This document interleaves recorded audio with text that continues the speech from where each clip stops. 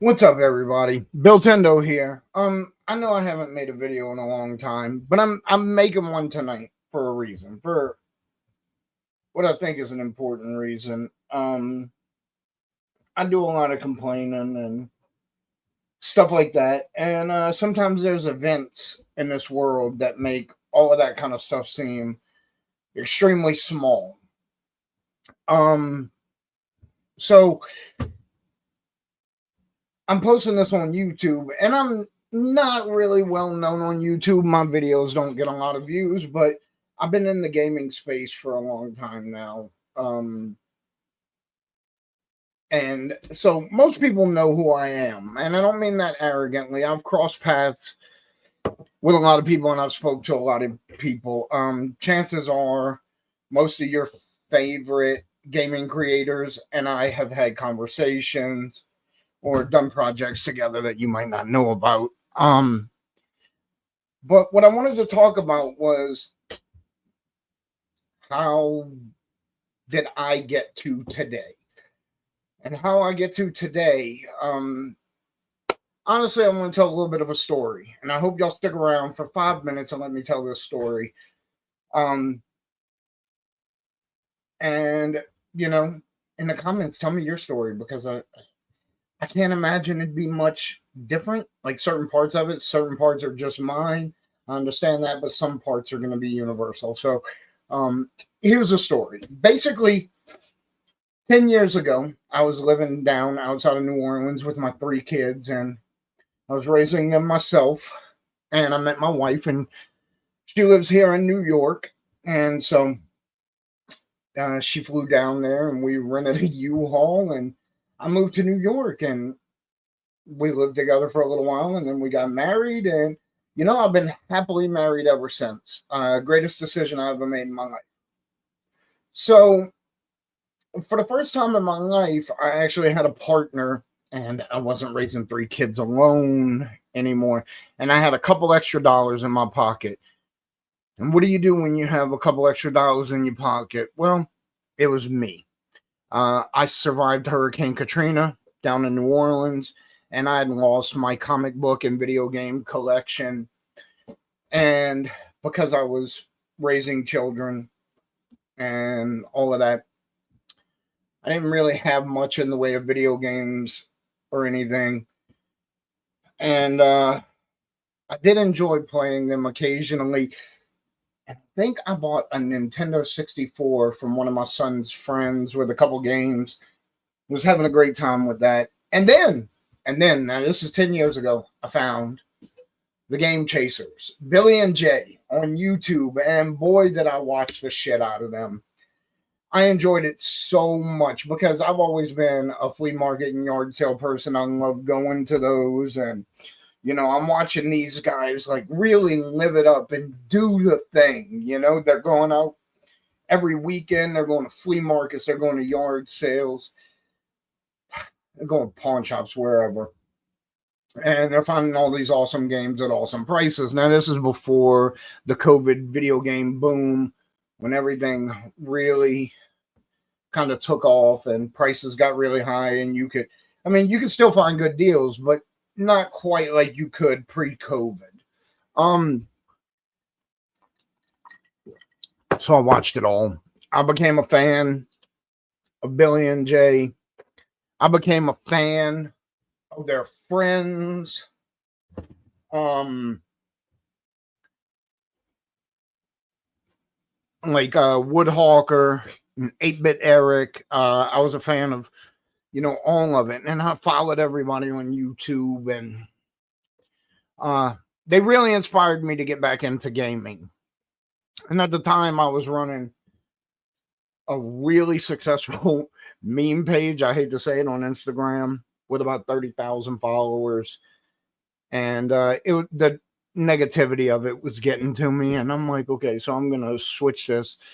I'm just gonna do away with this, and we're gonna start all over. And my stuff's just gonna be video game related because that's what makes me happy. That's how I have fun. And this was inspired by the Game Chasers, So eventually, when I started making videos and stuff, my thought was I wanted to do like they did, and I never really got around to it. I'm not comfortable carrying a camera around in public. And so it is what it is. And over the years, I've spoken to a lot of people. I've never actually spoken to Billy or Jay, but, you know, I've had words with Eric. I've talked to Wood Hawker before. As far as Eric goes, I just want to say I'm sorry, dude. Our personal issues or that we believe different things seem very small right now. So I say we just let that go. So a couple years ago, I told my wife, I said, I don't understand why the Game Chasers stopped making game chasing videos. They got away from the thing that made them popular. And I don't understand why they don't do it anymore. And now that I've been heavily into content creation for a couple of years, I understand because you kind of get burnt out and you don't want to do the same thing creatively. You want to try different things. Those guys went off and crowdfunded an entire movie about game chasing, a scripted movie about it. And, good for them. At the time, I didn't see it, but now that I have more content creation experience, I understand you want to try to do different things. You don't want to stagnate. So the point of all of this is a lot of what I do was inspired by 10 years ago. I built up a collection and I started selling games, and let's be honest, there's very few games I haven't ever put my hands on at this point. Either buying it or selling it. The list of games I haven't touched, it would probably be a couple thousand out of, like 2,000 out of fucking 50,000, who knows. But all of that was inspired by these guys just out there having fun collecting games. And I wanted to get out there and collect games and have fun because that was fun for me. And it still is fun for me. It's one of my favorite things to do.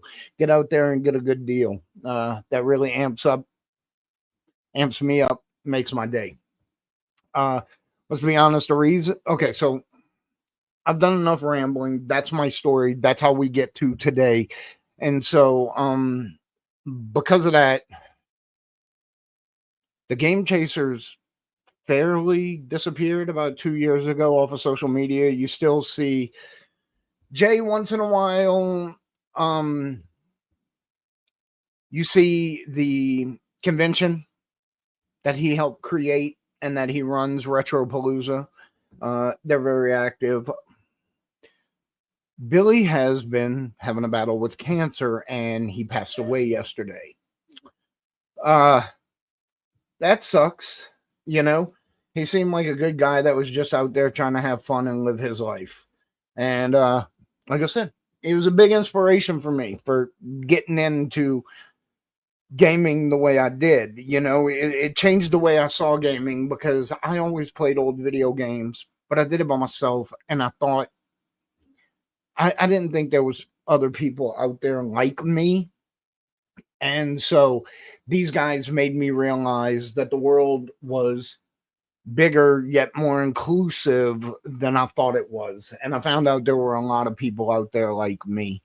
And it just made me have more fun and it made me enjoy games that much more. I've made lifelong friendships because of this. I've had adventures where I fly across the country to go get video games. All of it. I left my job as a project manager 5 years ago to do this full time. And, none of it would have ever happened had I not started watching Game Chaser videos and been like, those nerds are like this nerd, and we're everywhere and we all like each other. And, if any of you guys watch this from the Game Chasers, I'm sorry for your loss. Jay, Eric, Wood, all of you, the whole crew.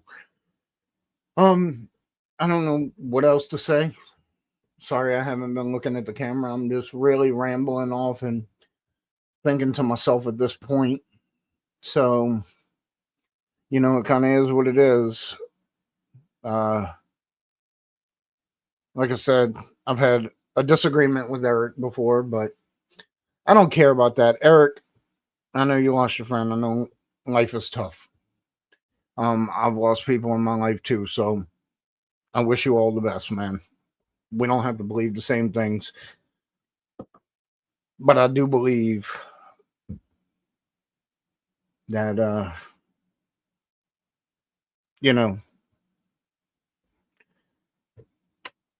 don't know. Take it easy, man. All right, everybody. If you stuck around this long, thank you. Tell me your gaming story, but that's how I got to where I am. And if you don't know who the Game Chasers are, all of their videos are on here on YouTube. So look them up. They're actually really entertaining. They're a really fun watch, and there are years of them. So enjoy yourself.